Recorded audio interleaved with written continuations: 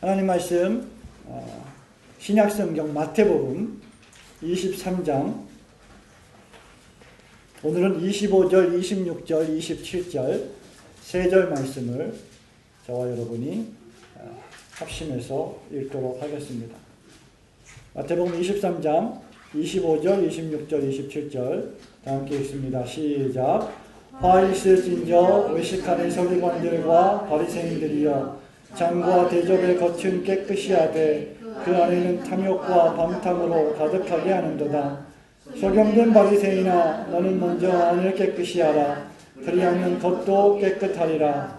화 있을진저 외식하는 서기관들과 바리새인들이여 거칠한 무덤 같으니 겉으로는 아름답게 보이나 그 안에는 죽은 사람의 뼈와 모든 더러운 것이 가득하도다.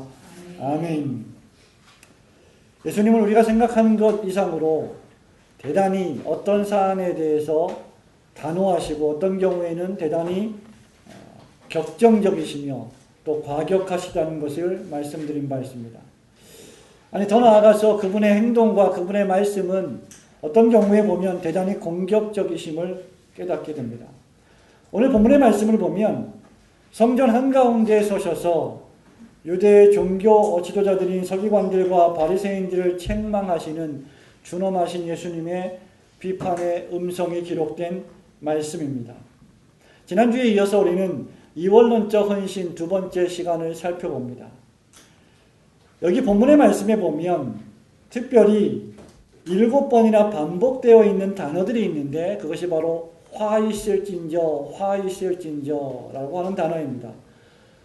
또 하나가 외식하는 자라고 하는 단어입니다. 외식하는 자는 위선자라고 하는 말이죠. 어떤 자들에게 화가 있느냐, 어떤 자들에게 심판이 임하느냐, 어떤 자들에게 예수 그리스도의 준엄하신 저주와 책망이 임하느냐, 그 대상이 누구냐? 바로 외식하는 자다. 위선자다. 다른 말로 하면 2번 반복된 단어인 소경된 인도자다. 한 번 기록되어 있는 뱀들과 독사의 새끼들이다 라고 우리 예수님이 아주 심각하고도 과격한 좀 비속어를 쓰시면서까지 그 당시의 종교 지도자를 향해서 비판을 서슴지 않고 계십니다. 여기 외식하는 자, 위선자에 대해서 우리가 계속 살펴보고 있습니다. 외식한다라고 하는 말, 이 단어 hypocrite라고 하는 단어는 지난주에 말씀드린 바와 같이 위선자라고 했는데 여기 위선이라고 하는 단어는 고대 그리스 극장에서 어떤 한 배우가 가면을 쓰고 여러 가지 다양한 배역을 할 때 쓰는 그러한 가면의 일종이라고 말씀을 드렸습니다. 그리고 그 극장에서 배우가 가면을 쓰고 한 가지가 아닌 여러 가지 다양한 배역을 잘 충실하게 소화하는 것은 대단히 좋은 일이라고 했습니다.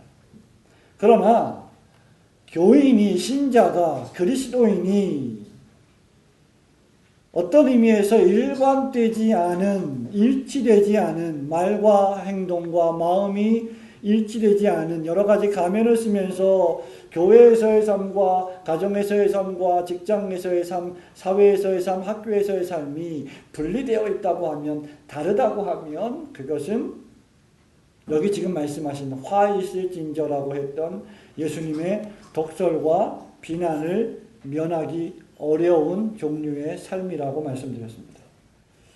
이원론적 헌신, 어떤 헌신인가? 첫 번째로 지난 시간에 우리는 종교적인 의식과 규칙만 지키는 생활이라고 말씀드린 바 있습니다. 그러면서 진정한 그리스도의 제자는 그저 율법주의적인 삶뿐만 아니라 더 중요한 정의와 공의, 이웃을 향한 신실한 사랑의 실천, 구제, 그리고 이웃을 향한 아름다운 배려의 마음들, 이것도 역시 우리가 놓쳐서는 안 된다라고 말씀을 드린 바 있습니다. 따라서 진정한 제자는 본문 말씀에 있는 것처럼 23절에 이것도 행하고 저것도 버리지 말아야 할지니라 라고 말씀드린 것입니다. 박하와 해양과 근처의 11조, 즉 소득의 11조, 즉 농사 지은 농사의 10분의 1을 하나님께 드리는 것뿐만 아니라 그렇게 종교적인 의무를 율법적으로 수행하는 것뿐만 아니라 일상생활에서 사람과의 관계 속에서 성경적인 정신을 가지고 공의와 정의를 실천하고 억울한 사람들이 생기지 않도록 하나님의 말씀을 실천하며 살아가는 것 역시 동일하게 중요한 것이다. 그런 삶을 살아가는 사람들이 진정한 제자다라고 말씀드렸습니다. 오늘은 큰 두 번째로 어떤 사람들이 종교인입니까? 어떤 사람들이 진정한 그리스도의 제자입니까? 먼저 첫 번째로 진정한 제자가 아닌 종교인은 어떤 삶을 사느냐? 본문 말씀에 비추어 볼 때 외모만 신경 쓰고 사람을 의식하는 위선적인 생활을 하는 사람들이 종교인입니다. 25절 말씀을 보실까요? 화 있을진저 외식하는 서기관들과 바리새인들이여 그 다음 말씀 잔과 대접의 겉은 깨끗이 했다 라고 했습니다. 종교인은 어떤 사람들이냐? 외식적인 생활과 사람을 의식하는 생활을 강조하는 사람들이죠. 25절에 보면 두 가지 일을 행합니다. 잔과 대접의 겉을 깨끗하게 하는 사람들이다. 컵의 바깥 부분을 깨끗하게 닦는 사람들, 밥그릇의 바깥 부분을 깨끗하게 닦는 사람들. 그래서 밖에서 볼 때 아주 깨끗하게 보이고 아름답게 보이는 사람들. 이러한 사람들이 본문 말씀에 누구라고 했습니까? 바리새인들, 서기관들이라고 예수님이 책망하고 계십니다. 저는 영국에 갔을 때 받은 큰 어떤 문화적 충격이라고 할까요? 아니면 좀 생소한 것이라고 할까요? 물론 우리나라에도 사우나라고 하는 문화가 있지만 영국 같은 경우는 이 대중 사우나라고 하는 개념이 거의 없습니다. 스포츠 센터나 가야 간신히 찾아볼 수 있는 그것도 아주 작은 공간에 개인 사우나가 있을 뿐이죠. 왜냐하면 영국과 미국 같은 경우는 가정에, 집에, 주택에 개인적인 그런 샤워 시설과 목욕 시설이 있기 때문이죠. 그래서 영국 사람들이 전통적으로 좋아하는 것 가운데 하나가 이것입니다. 바로 목욕하는 겁니다. 그 목욕을 bath, B-A-T-H라고 말합니다. bath를 한다고 합니다. 그래서 보통 여자들이 바스를 한번 하기 시작하면 욕탕에 들어가면 그 화장실에 들어가면 큰 욕조가 있죠. 몸이 들어가서 따뜻한 물을 충분히 채워가지고 그 안에서 목욕을 하는 거죠. 그걸 바스라고 하는데 보통 여자들이 그러한 바스에 한번 들어가서 목욕을 하기 시작하면 평균 1시간 반에서 2시간 정도 오랫동안 목욕을 합니다. 제가 존경하는 영국의 유명한 목사님 가운데 한 분이 바로 마틴 로이드 존스 목사님인데 이 마틴 로이드 존스 목사님의 딸이 엘리자베스 캐서우드예요. 이 엘리자베스가 어렸을 때 마틴 로이드 존스 목사님이 수시로 딸에게 했던 말이 바로 이런 말입니다. 우리 딸 베스, 베스가 엘리자베스의 줄임말입니다. 우리 딸 베스는 화장실에 들어가면 아예 거기서 살아요. 나올 생각을 안 해요. 화장실에 들어가서 목욕을 하고 물을 받아놓고 오랫동안 몸을 잠궈놓고 따뜻하게 하면서 쉬면서 또 화장을 하고 그런 시간들을 통해서 너무나 많은 시간들을 허비한다는 것을 우회적으로 비판한 그런 말입니다. 사람들은 겉모습을 깨끗하게 하길 원합니다. 그래서 아침마다 일어나면 세수를 하고 단정하게 용모를 깨끗하게 또 아름다운 옷을 입습니다. 또 저녁에 모든 업무를 마치고 집에 돌아가면 역시 또 지치고 피곤한 심신을 잘 관리하기 위해서 세수를 하고 발을 닦고 씻습니다. 왜 그렇게 깨끗하게 합니까? 왜 그렇게 겉모습을 정결하게 합니까? 이유가 무엇입니까? 아름답게 보이기 위해서입니다. 단정하게 보이기 위해서입니다. 깨끗하게 보이기 위해서입니다. 아마 한국 사람처럼 이렇게 겉모습에 대단한 강조점을 둔 사람들도 없을 것입니다. 우리가 왜 그렇게 우리의 겉모습을 깨끗하게 할까요? 그 이유는 사람을 의식하기 때문입니다. 사람들에게 잘 보이기 위해서입니다. 다른 사람들이 나를 볼 때 어떤 흉을 볼까를 염려하기 때문입니다. 다른 사람에게 나의 모습이 좀 더 아름답고 깨끗하게 보이게 하기 위해서입니다. 이런 것이 조금 더 지나치면 체면을 중시하는 한국 사회의 접목이 되면 대단히 많은 부작용이 발생합니다. 한국 사람들은 집은 없고 전셋집에 살고 대출이 수억이면서도 차는 집보다 더 비싼 차를 끌고 다니는 사람들이 바로 한국 사람의 특징이라고 할 수 있겠습니다. 사랑하는 성도 여러분, 우리가 이 바리새인과 서기관들처럼 잔과 대접을 깨끗하게 하는 것은 대단히 중요합니다. 그러나 겉에만 깨끗하게 하고 밖에만 아름답게 가꾸는 것은 거기서 멈춘다고 하면 우리는 예수님이 책망하셨던 바리새인들과 서기관들과 크게 다를 바가 없을 것입니다. 종교적으로 볼 때 어떤 의미에서 교회 중심이라고 하는 단어만큼 오해가 되는 단어도 없습니다. 교회 중심을 잘못 적용하게 되면, 잘못 해석하게 되면 예배당 중심이 되지요. 예배당이라고 하는 것은 무엇입니까? 바로 우리가 예배를 드리는 이 건물을 의미합니다. 그렇기 때문에 예배당은 교회가 아닙니다. 교회는 예수 그리스도의 몸이지요. 예수 그리스도께서 십자가 보혈로 사신 그리스도인들이 바로 교회입니다. 성령께서 내주하시는 사람들이 바로 교회입니다. 예배당이라고 하는 곳은 그렇게 성령이 내주하시는 모든 성도들의 공동체가 모여서 예배드리는 공간일 뿐입니다.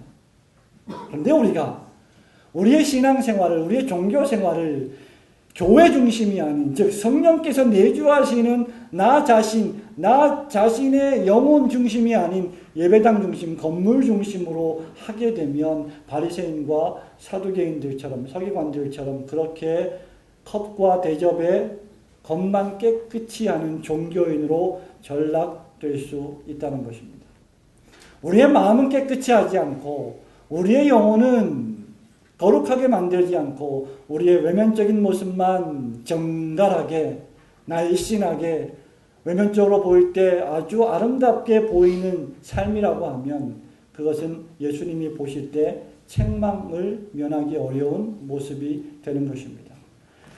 왜냐하면 25절 말씀에 보면 화 있을진저 외식하는 서기관들과 바리새인들이여 잔과 대접의 겉은 깨끗이 하되, 문제는 그 다음에 있습니다.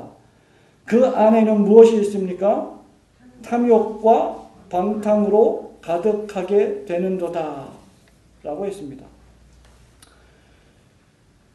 바리새인들, 서기관들 종교적으로 열심히 신앙생활을 하는 사람입니다. 성전을 출입하는 사람들입니다. 예배당을 출입하는 사람들입니다. 성경 말씀, 율법의 말씀을 낭독하는 사람들입니다. 기도하는 사람들입니다. 사람들 앞에서 예배의식을 집례하는 사람들입니다. 겉으로 보았을 때 아주 디센트한, 영어로 아주 존경받을 만한 아주 깔끔한 사람들입니다. 아주 아름다워 보이는 사람들이고 멋있는 사람들이고 외면적으로 볼 때 거룩해 보이는 사람들입니다. 그렇죠. 여러분, 컵과 그릇의 겉을 주방용기로 아름답게 깨끗하게 닦아보십시오. 윤기가 납니다. 그런데 문제는 그 안에 무엇으로 가득해 있다? 탐욕으로 가득해 있다. 두 번째, 방탕으로 가득해 있다. 탐욕이 무엇입니까? 욕심입니다. 탐욕은 인간의 욕심입니다. 인간은 욕심이 많은 존재이죠. 그리고 인간은 적은 것으로 절대 만족하지 못하는 존재입니다. 많은 것을 준다면 만족하는 존재이냐? 많은 것을 가지면 가질수록 더욱더 만족하지 못하는 존재가 바로 인간입니다. 왜냐하면 인간의 마음속에는 죄가 가득하고 있기 때문입니다. 여기 탐욕과 방탕이 있는 이유는 그 근본적인 원인이 죄에 있는 것입니다.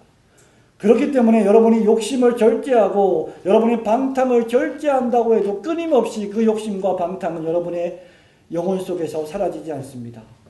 왜냐하면 죄가 근절되기 전에는, 뿌리가 뽑히기 전에는 욕심과 방탕은 뽑히지 않을 것이기 때문입니다. 그렇기 때문에 우리가 어떤 질병에 걸리면 증상 치료만 해서는 결코 병을 날 수가 없습니다. 원인 치료를 해야 병이 낫게 되어 있습니다. 바리새인과 서기관들은 겉은 아름답고 멋있게 보이는 종교 생활을 잘했던 인물들이었지만 그 안에는 욕심으로 가득했다고 했습니다. 하나님이 주시는 말씀과 하나님이 주시는 은혜로만 만족할 수 없는 존재, 만족하지 않았던 존재, 인간적인 욕심을 가득 채웠던 존재들이 바로 그들이었습니다. 그 결과가 무엇입니까? 탐욕의 결과가 무엇입니까? 방탕입니다. 사람이 욕심을 부리게 되면 빠질 수 있는 유일한 길은 한 가지밖에 없는데 그것이 바로 방탕입니다. 방탕이 무엇입니까? self-indulgence. 자기 자신을 즐거워하게 만드는 온갖 종류의 방법들을 강구하는 삶이 바로 방탕입니다. 방탕은 자기 절제가 없는 방종입니다. 더 쉬운 말로 하면 자신의 인생의 삶을 자기의 육체가 원하는 대로 방임하는 삶, 방종하는 삶, 그것이 바로 방탕입니다. 그래서 이러한 방탕은 대부분 육체적인 쾌락에 대한 탐닉으로 나가게 되죠. 어떤 일을 몹시 즐겨서 그것에 빠지는 것입니다. 사랑하는 성도 여러분, 예수님께서는 지금 우리에게 무엇을 말씀하고 계십니까? 너희들이 종교적으로 기도하고 예배하고 말씀을 듣고 11조를 내고 헌금을 하고 모든 교회가 현대교회를 이야기하자면 모든 교회가 명하고 있는 모든 것들을 다 한다고 할지라도 그 내면이 욕심과 방탕으로 가득 차 있다면 너희들이 바로 화 있을진저에 해당하는 사람들이다 라고 경고하시는 것입니다. 여러분, 예수를 잘 믿으면, 그리고 예수를 잘 믿고 헌신하면 큰 복을 받는다는 것이 바로 기복주의의 대표적인 캐치프레이즈입니다. 진정한 마음의 변화 없이, 진정한 회개 없이, 하나님을 향한 진정한 죄의 고백이 없이 그저 종교적인 열심으로, 종교적인 헌신으로 여러 가지 규칙들을 수행하기만 하면 하나님은 나에게 축복해 주실 수 없다라고 생각하고 간주하는 그 모든 것이 바로 기복주의입니다. 그것이 바로 우리가 만난 21세기의 탐욕이요 방탕입니다. 그래서 한국교회가 도처에서 오늘날 비난의 대상이 되고 있지 않습니까? 이러한 사람들을 가리켜서 우리 예수님은 뭐라고 말씀하십니까? 27절 말씀에 보면 잔과 대접의 겉을 깨끗이 하는 사람들을 다시 한번 해석해 줍니다. 화 있을진저 외식하는 서기관들과 바리새인들이여 너희들은 회를 칠한 무덤 같다. 회를 칠한 무덤 같다. 겉으로는 아름답게 보이지만 그 안에는 뭐가 있다? 죽은 사람의 뼈와 모든 더러운 것이 가득하도다 라고 기록하고 있습니다. 당시 율법과 전통에 의하면 이스라엘 백성들이 매 절기 때마다 예루살렘 성전에 올라와서 제사를 지내야 했습니다. 그리고 절기를 지켜야 했습니다. 예루살렘 인근에 살고 있는 사람들은 아무 상관이 없었지만 수많은 이방인들과 또 유대인들이 타국에 살았을 경우에 몇 날 며칠을 걸쳐서 예루살렘 성전을 향하여 여행을 와야 했습니다. 그들 가운데 돈이 없는 사람, 가난한 사람들은 오랜 여행 가운데 사고를 당하기도 하고 또 굶어 죽기도 하는 일이 빈번했다고 합니다. 그래서 오랜 여행 가운데 여러 가지 피치 못할 사정에 의해서 중간에 죽게 되면 그 사람들을 예루살렘 성전으로 향하는 그 길가에 매장을 하게 되는 것이 습관이었습니다. 그래서 예루살렘으로 향하는 길가에는 그렇게 이름 모를 무덤들이 많이 있었습니다. 그러나 예루살렘으로 순례를 떠나는 많은 사람들이 혹시라도 밀려서 이러한 무덤에 닿기라도 하면 율법과 전통에 의하면 시체의 몸이 닿으면 부정을 타기 때문에 제사에 참여하지 못하게 되는 것이 그 당시의 율법적인 관습이었습니다. 그래서 사람들이 미리 무덤에다가 회를 칠해 놓았던 것입니다. 왜냐하면 이것이 무덤이다 라고 하는 것을 잘 식별하기 위해서도 해놓았지만 미관상 좋지 않기 때문에 아름답게 무덤을 칠해 놓은 것이죠. 무덤에다가 일종의 페인트 칠을 해 놓은 것입니다. 그러한 휘칠한 무덤의 겉은 번지르하고 아름답지만 사실상 그 무덤 속에는 무엇이 있습니까? 시신이 있습니다. 그 시신은 이미 썩었습니다. 냄새가 납니다. 부패했습니다. 생명이 없는 죽어버린 시체만 있을 뿐입니다. 바리새인들이 외면적으로 아주 아름답고 경건하고 거룩하게 보였지만 실상은 죽은 사람이 그 안에 있다. 더러움이 가득하다 라고 말하는 것입니다. 성도 여러분, 우리는 종종 도덕적인 죄악을 대단히 심각한 죄악으로 치부하는 경향이 있습니다. 그러면서 영적인 죄악은 전혀 대수롭지 않게 생각하는 사람들이 참 많습니다. 간음을 저지르는 죄가 더 무섭습니까? 하나님을 배반하는, 하나님의 진리의 말씀을 배반하는 영적 간음을 저지르는 죄가 더 무섭습니까? 똑같은 죄이지만 하나는 사람을 상대로 한 죄고 다른 하나는 하나님을 상대로 한 죄입니다. 바리새인과 서기관들은 사람을 향해서는 특별한 범죄를 저지르지 않았음에도 불구하고 그들은 하나님을 향해서 영적 간음의 죄를 저지른 장본인들이 되었던 것입니다. 그래서 그들은 외식하는 사람들이었습니다. 이들 종교인들의 문제점이 무엇입니까?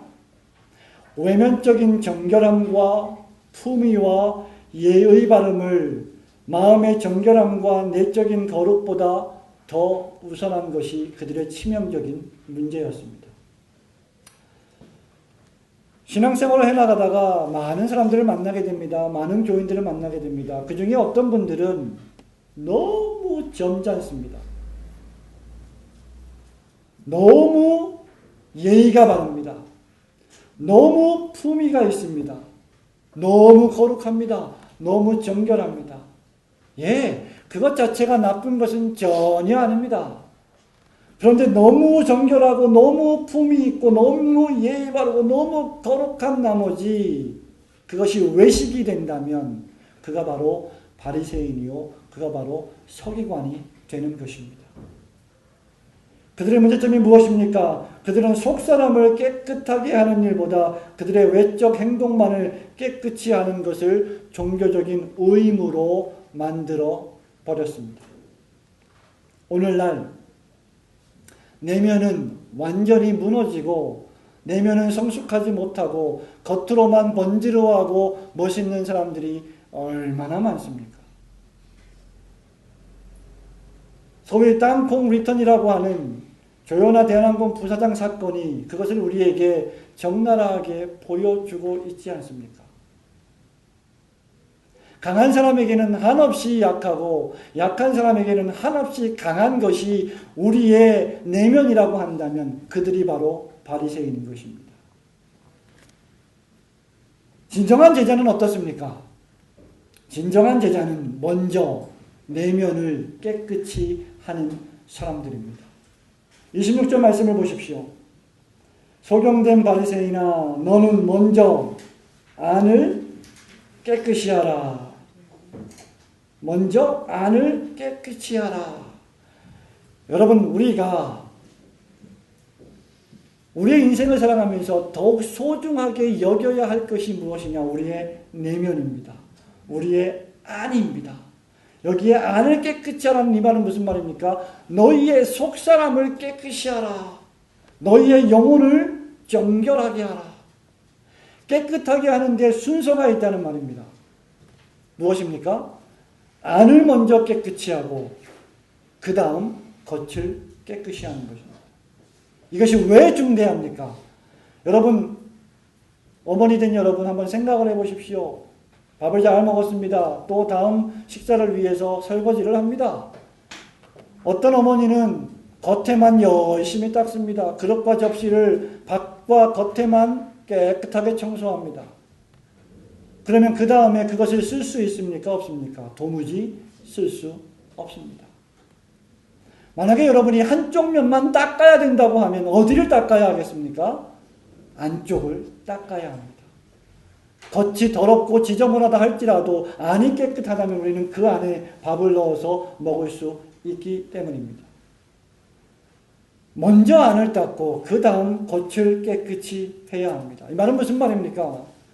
하나님을 전혀 의식하지 않고 사람만 의식하는 종교인의 전형적인 모습을 우리는 버려야 한다는 것입니다.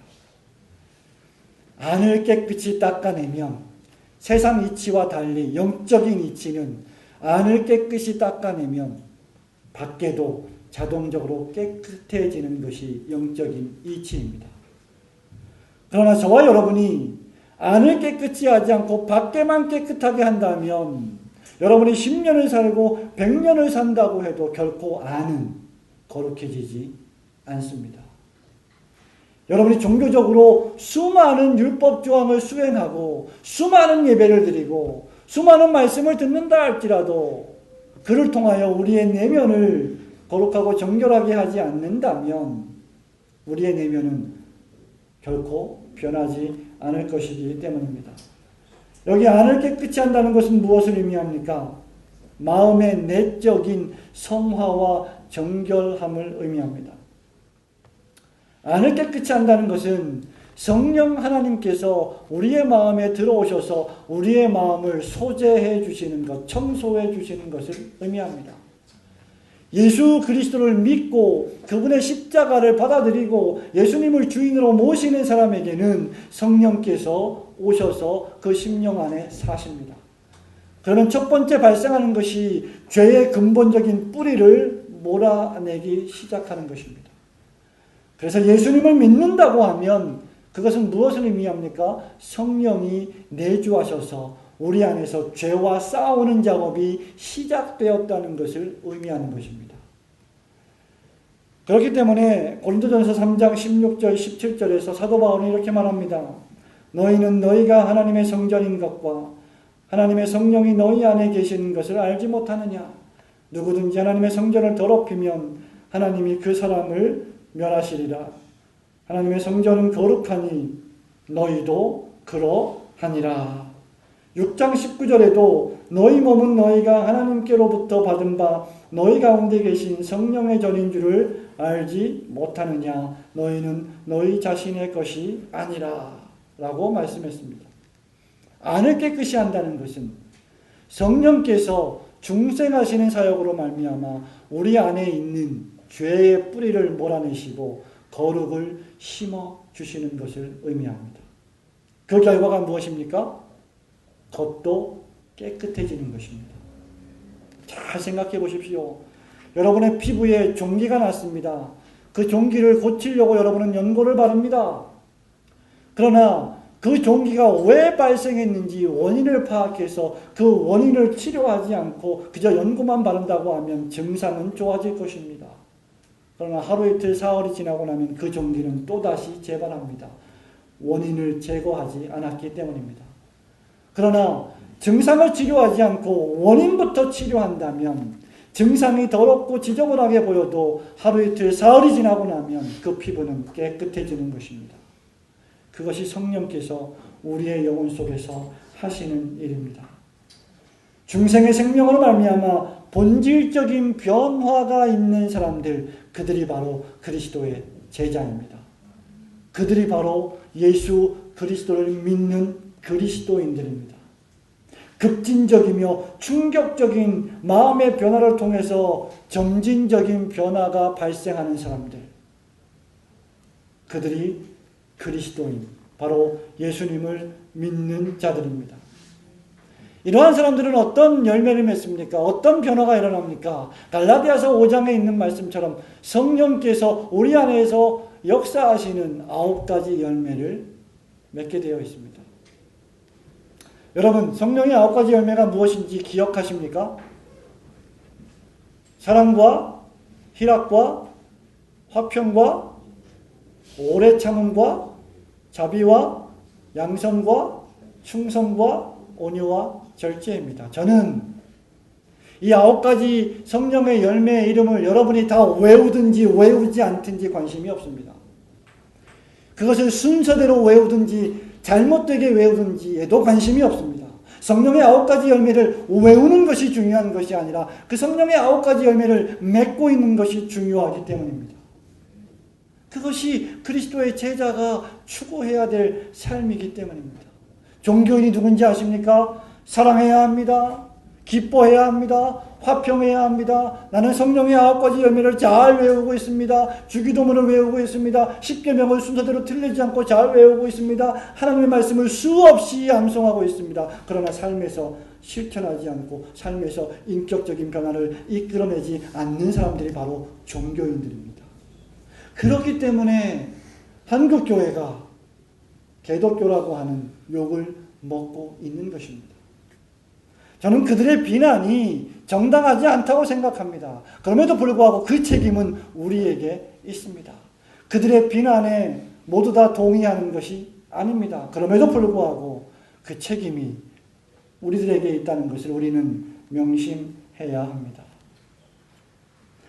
십계명과 주기도문과 성령의 9가지 열매를 얼마나 유려하게 잘 외우고 있는지가 문제가 아니라 과연 그 의미를 깨닫고 그 의미대로 살고 있는가? 나는 정말 사랑하고 있는가? 나는 정말 세상에 빼앗을 수 없는 기쁨과 즐거움을 소유하고 있는가? 나는 과연 평화할 수 없음에도 불구하고 원수를 향해서 화평하는 마음을 유지하고 있는가?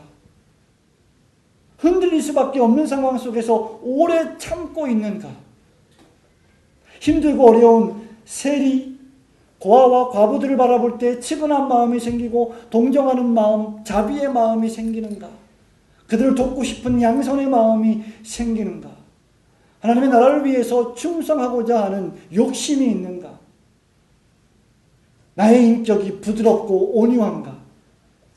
그리고 그 모든 일들을 위해서 나의 모든 것들을 절제할 용의가 있는가? 이것이 훨씬 더 중대하다는 것입니다. 그렇기 때문에 여러분들이 예배를 드리는 것도 중요하고 기도하는 것도 중요하고 말씀을 읽는 것도 중요하지만 인격적인 변화가 선행되는 것이 훨씬 더 중요함을 깨달으시기를 주님의 이름으로 축원합니다. 그 변화된 그리스도의 인격을 가지고 그 변화된 그리스도의 십자가의 사랑을 가지고 여러분 아내를 사랑하십시오. 여러분 남편을 사랑하십시오. 여러분 자녀를 사랑하십시오. 여러분의 이웃을 사랑하십시오. 그리하면 한국교회는 다시 살아나게 될 것입니다. 저는 윤도현 밴드의 5집 앨범에 있는 노래 가운데 거울이라고 하는 노래를 즐겨 부르기도 하고 또 듣기도 합니다.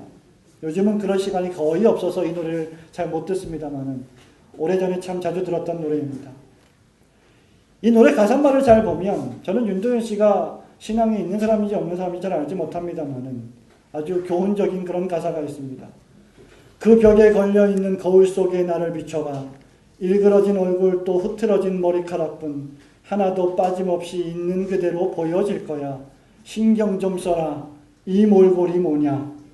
마음속에 있는 거울 속에 나를 비춰봐. 바닥에 드러난 나의 얕은 모습들 뿐이야. 하나도 빠짐없이 있는 그대로 보여질 거야. 신경 좀 써라. 뭐 하는 짓이냐. 아주 직설적인 가사 아닙니까? 이게 그 다음에 나오는 가사가 후렴구인데 자꾸 보고 수시로 비춰. 어디서든 수시로 비춰. 언제나 서나 수시로 비춰. 고쳐. 안 그러면 나를 망쳐. 거울은 무엇입니까? 나의 잘못된 것이 무엇인지를 수시로 보고 고치기 위해서 우리는 거울을 보는 것이죠. 사랑하는 성도 여러분, 우리는 무엇으로 우리의 영혼을 고쳐야 하겠습니까? 하나님의 말씀의 거울에 비추어 보아서 우리가 정말 그리스도의 제자된 삶을 살고 있는지를 수시로 비춰보고 또 비춰보고 어제 비춰보고 오늘 비춰보고 내일 비춰보아서 주님 다시 오실 때까지 말씀대로 하루하루 살아내는 것이 우리가 살아내야 할 그리스도의 삶인 줄 믿으시기를 축원합니다. 다시 한번 스펄전 목사님의 말을 반복하며 말씀을 맺기를 원합니다. 스펄전 목사님이 이렇게 말했습니다. 내가 태어나기 전에 하나님께서 나를 택하신 것은 참 다행스러운 일이다. 아마 그분은 내가 태어난 후에는 나를 택하지 않으셨을 것 같다. 이 말은 우리가 예수님을 믿는다고 하면서 얼마나 탐욕적으로 방탕하며 살아갈 수 있는 존재인지를 알려주는 그런 말입니다. 바리새적으로 살기가 얼마나 쉽습니까? 사두개인적으로 살기가 얼마나 쉽습니까? 오죽하면 위대한 설교자, 설교의 황태자라고 불리는 영국 런던의 19세기 위대한 목사였던 찰스 헤런 스펄전 목사님이 만약에 내가 태어난 후에 나를 택하려고 하셨다고 하면 택하지 않으셨을지도 모른다라고까지 했겠습니까? 오늘 서기관들과 바리새인들의 준엄한, 이들을 향한 준엄한 예수님의 책망의 말씀을 듣고 여러분의 삶의 겉모습만 깨끗하게 하지 않고 여러분의 인생의 내면과 속사람을 말씀으로 깨끗하게 하고 거룩하게 하시는 성도들이 되시기를 주님의 이름으로 축원합니다.